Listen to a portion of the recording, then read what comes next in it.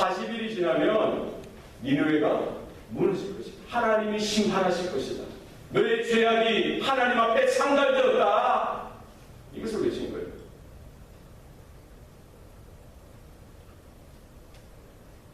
설교자가 메시지를 전하면서 과연 그 메시지를 믿고 전하느냐, 이것이 과연 맞을까? 이것이 과연 되어질까? 이런 가운데 전하는 큰 차이가 있는 것입니다.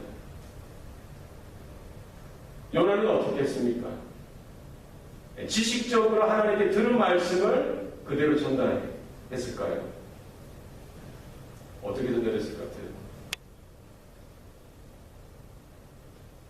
그가 불순종하였더니 하나님께서 폭풍으로 그에게 임하시고 그 지중해 바다 가운데 빠뜨리시고 큰 물고기 폐 속에서 3일 동안 죽음을 경험하게 하시고 고통 가운데 있던 그가 철저하게 회개하여서 하나님께 또 특별하신 은혜로 말미암아 이 살아나는 은혜를 경험하게 되었을 때 그가 과연 선포하는 그 메시지를 믿었을까요? 못 믿었을까요?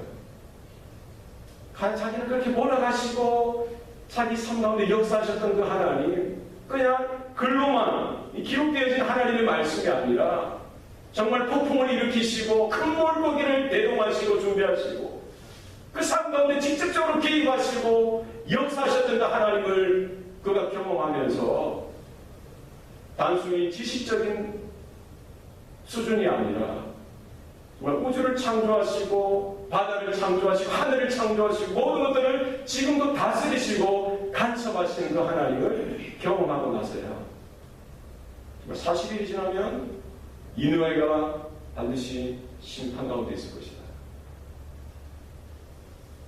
이것을 확실하게 믿고 그 가운데 불이 임했지 않았겠어요?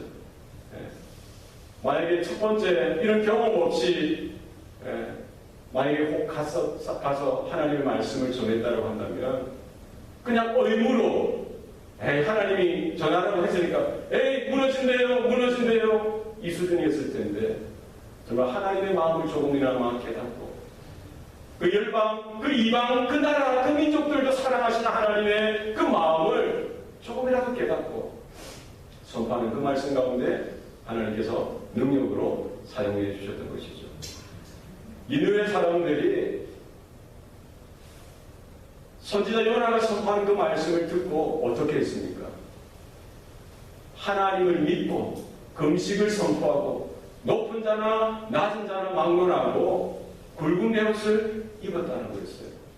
이 소식을 왕이 듣고는 그도 그 보좌에서 일어나서 왕복을 벗고 굵은 베옷을 입고 제위에 앉았다라고 했어요. 여러분 언제 베옷을 입습니까? 사람이 죽었을 때 베옷을 입는 거예요. 초상집에서 베옷을 입는 것입니다. 언제 제위에 앉아서 자기 머리에 죄를 이렇게 덮었습니까? 죄인의 모습. 내가 죄인으로서 그 심판을 받을 때, 처벌을 받을 때 제위에 앉아서 긍휼을 구하는 것입니다. 온 니느웨 사람이 왕이 모든 나라 백성이 그렇게 했던 것은 무엇입니까? 하나님 앞에서 자신들의 죄를 발견하게 되어진 것입니다. 우리가 죽을 죄인이라는 것이죠. 왕과 그의 신하는 조서를 내려서 온 나라 백성들이 굵은 베옷을 입고 금식을 하도록 선언했습니다. 너희들이 짐승이든지 사람이든지 모두 다 뭘 하는 거예요? 베옷을 입으라는 거예요. 그리고 입에 아무것도 대지 말라. 먹지도 말고 마시지도 말라. 하나님께 부르시라라고 말씀합니다. 너희들이 행하고 있는 악한 것, 손으로 행하는 것이나 몸으로 행하는 모든 악한 것을 끊어버리라, 돌이키라고 분명히 말씀하고 있는 것이죠. 여러분, 한두 사람이 이렇게 하나님의 은혜로 구원되어지는 것, 그것도 귀한 일입니다. 그러나 역사적으로 볼 때 이렇게 한 민족, 수백 명, 수천 명의 사람이 일시적으로 자신들의 죄를 깨닫고 하나님의 은혜를 구하고 용서를 구하고 회개하고 회심하는 이 일을 부흥이라고 합니다. 언제 부흥이 일어납니까? 언제 이렇게 하나님의 성령의 부흥의 역사가 일어납니까? 하나님이 긍휼히 여겨주실 때 이와 같은 역사가 일어나는 것이죠. 평양에도 일어나고 인도에서도 일어나고 이 북미주에서도 이 아주사에도 일어났었고 그죠? 라체스터에서도 일어났었고 유럽에서도 일어났었고 하나님께서 필요하신 하나님의 긍휼히 여기시는 그 마음이 가득 차고 넘칠 때에 그 땅 가운데 그 민족 가운데 하나님은 부흥을 허락하시는 것입니다. 그때는 어떤 일들이 나타나는 것이죠. 강력한 설교자가 일어나게 하시는 것이죠. 하나님의 말씀을 있는 그대로 선포하고 사람의 비를 맞추고 사람과 타협하는 자가 아니라 하나님의 말씀을 그대로 선포하는 거예요. 죄를 그대로 지적하고 하나님의 심판을 그대로 선포하고 이런 일들이 먼저 일어나야 하는 것이죠. 예전에 스펄전 목사님이 설교하실 때 너무나 강력한 하나님의 메시지가 선포되어지니까 그 사람들이 떼굴떼굴 구르는 거예요. 그 중에서 그 하나님의 말씀으로 인해서 받을 수 없으니까 어떤 일들이 일어납니까? 어떤 사람은 계란을 준비해서 설교장에 던져요. 어떤 사람은 죽은 고양이를 던졌다고 그래요. 어떤 사람은 돌멩이를 던져가지고 설교하던 중에 목사님이 만나서 피 흘리고 요나가 하루 동안 니느웨를 걸어다니면서 그것이 편한 길이었겠어요? 그게 쉬운 길이었겠어요? 그들에게 축복을 선포하는 것이 아니라 하나님의 저주를 선포하고 하나님의 심판을 선포하고 그들에게 숨겨진 죄악과 교만된 것들을 지적하는데 마지막 한 방울의 교만이라도 토해낼 수 있도록 그들의 죄악을 강력하게 선포할 때에 그는 죽음까지도 각오하고 하루를 걸어야 되는 것입니다. 부흥이 일어나면은 하나님께서 그 선포되신 말씀을 통해서 성도들이 그 말씀을 통해서 하나님의 임재를 경험하고 그 죄를 통해서 자신의 죄악들을 바라보게 하시는 것입니다. 니느웨 사람들이 지금까지 하나님의 말씀을 언제 들었겠어요? 자신들의 선한 기준은 악한 놈과 더 악한 놈과의 그 수준이에요. 다른 나라 사람들과 자기를 비교하는 그 수준이에요. 영존하신 하나님의 말씀 앞에 거룩하신 하나님의 말씀이 선포되어질 때에 그들이 비로소야 자기들이 얼마나 큰 죄를 저질렀는지 얼마나 죽을 죄를 저질렀는지 그들이 깨닫게 되어지는 것입니다. 누가 자신들의 죄에서 그 저주에서 심판에서 구원해낼까? 통탄하고 통회할 수밖에 없는 그런 자리에 빠질 수밖에 없는 것입니다. 하나님의 말씀을 통해서 나의 죄를 발견하게 되어지고 나의 완악함을 발견하게 되어지고 나의 고집스러움과 교만되어진 마음을 발견하고 하나님의 긍휼을 구하는 것이죠. 통회하고 자복하고 회개하는 것입니다. 하나님이 아니면 하나님의 긍휼하심이 아니면 내가 다시 설 수 없다는 사실을 고백하는 것입니다. 이와 같은 하나님의 은혜가 이 땅 가운데도 동일하게 일어나야 되는 줄 믿습니다. 여기는 이제 다른 것 같아요.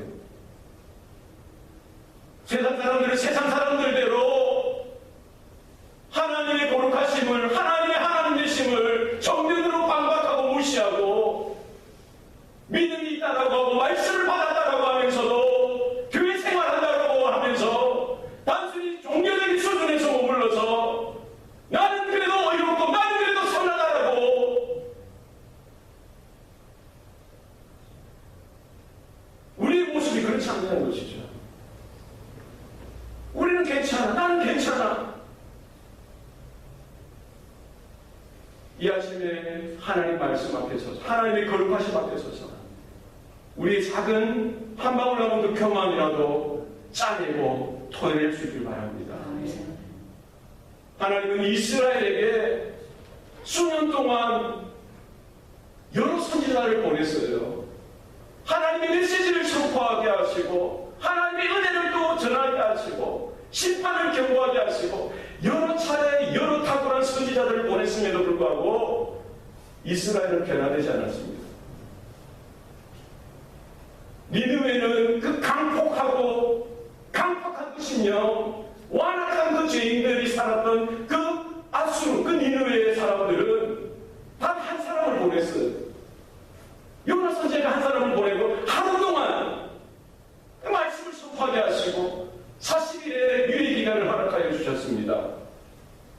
그러나 그들은 그 하나님의 말씀을 있는 그대로 받아들이고 자신들의 죄악을 토설해 내고 하나님께로 돌이키는 은혜가 있었던 것이죠.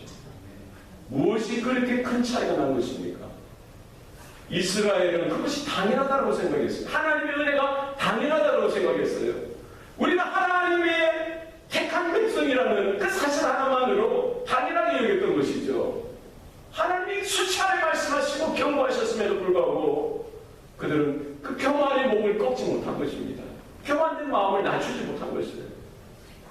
하나님 앞에서 겸손하지 못하고 끝까지 교만되어진 그 자리에 나갔던 그 이스라엘 백성은 결국 멸망토록 하나님께서 치셨던 것입니다. 우리가 무엇으로 하나님의 은혜를 구할 수 있습니까? 무엇으로 하나님의 긍휼하신 가운데 설 수가 있습니까? 하나님이 은혜를 주시고자 해도, 하나님이 긍휼을 베푸시고자 해도 우리가 교만하면은, 우리의 마음이 높아지면은 하나님이 도우실 수가 없는 것입니다. 여러분, 겸손해지시길 바랍니다. 우리의 죄를, 우리의 완악함을 하나님 앞에서 온전히 있는 그대로 회개할 수 있고 통회하고 자복하고 돌이킬 수 있는 은혜가 이 아침에 있길 원합니다. 우리에게 맡겨주신 그 한 영을 향한 그 하나님의 마음을 우리가 깨닫고, 두 번째로 여호와의 말씀이 요나에게 임했듯이 우리에게도 그와 같은 은혜가 있기를 원합니다. 여호와의 말씀대로 순종하여 나아가 하나님의 기쁨이 되어지고 하나님의 귀한 복음의 통로가 되어지는 저와 여러분의 삶이 되시길 바랍니다. 기도하시겠습니다. 살아계신 아버지 하나님, 우리가 불순종하고 하나님 앞에 불충했던 요나인 것을 고백합니다. 하나님, 다시 한 번 더 우리 안에 있는 높아진 마음들, 하나님의 은혜를 당연하게 생각하고 하나님의 뜻을, 하나님의 말씀을 가볍게 생각했던 것 용서하여 주시옵소서. 내 감정, 내 자존심, 내 마음, 내 기분 따라 내가 신앙생활 잘하는 것처럼, 내가 의로운 것처럼, 내가 모든 것들을 깨닫는 것처럼 섰던 모든 모습 회개합니다. 하나님의 말씀이 선포되어지고 하나님의 영존하신 임재 앞에 나갈 때마다 하나님, 우리의 죄악들을 발견하게 하여 주시고 우리의 연약함과 우리의 무뎌진 마음들을 주님 앞에 내어놓게 하여 주셔서 말씀으로 우리의 심령이 발견되어지게 하시고 하나님의 성령으로 우리의 심령이 새로워질 수 있도록 은혜를 더하여 주시옵소서. 우리 안에 여전한 죄악된 모습이 있고 강팍한 마음들이 있습니다. 하나님을 사랑한다고 하고 주님의 말씀 가운데 순종한다라고 하면서도 내가 정한 기준, 내가 세운 것들, 그 틀 안에서만 내 안에 스스로 의를 세워가는 종교적인 삶을 살았던 것을 우리가 온전히 고백하고 회개하길 원합니다.